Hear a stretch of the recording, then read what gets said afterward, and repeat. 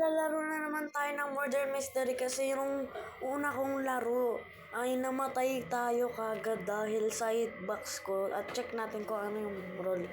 Ano ba yan, innocent? Lagi na lang innocent eh. Pwede ba murder, sheriff? Ay nako, ano ba yan, nakakainis.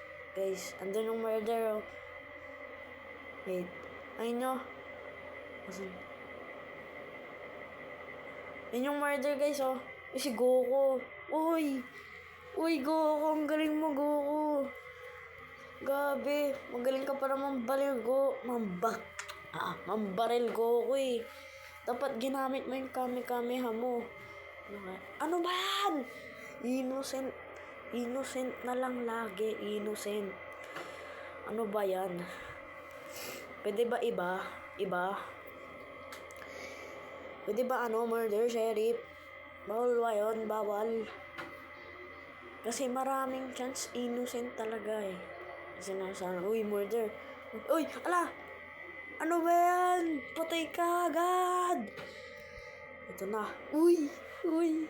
Uy! Uy! Uy! Yes. Siyempre, magkukunyari muna tayo. Yes.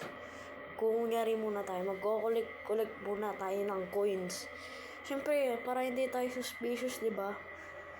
Okay, kulik muna tayo ng coins. Kasi kapag naging suspicious tayo, wala na. Baril na kagad tayo. Kaya, kulik muna tayo ng coins.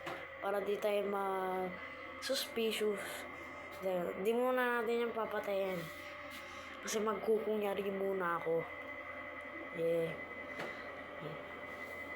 Antayin muna natin na walang makakita. Tara, tayo sa 3rd floor. Okay tayo. Uy, bro. Uy. Siyempre, panggap ako, innocent ako. Ba? Uy, pumasok sa yung dalawa. Tara, target natin yun. Tara, let's go. Target natin yun, guys. Target. Let's go. Boogs! Double kill. Double kill. Patay si Goku. Ano ka, Goku? Ano ka ngayon, Goku? Gamitin mo kasing kami-kamiha mo. Ito na. Okay. Boink. Isa ka na lang.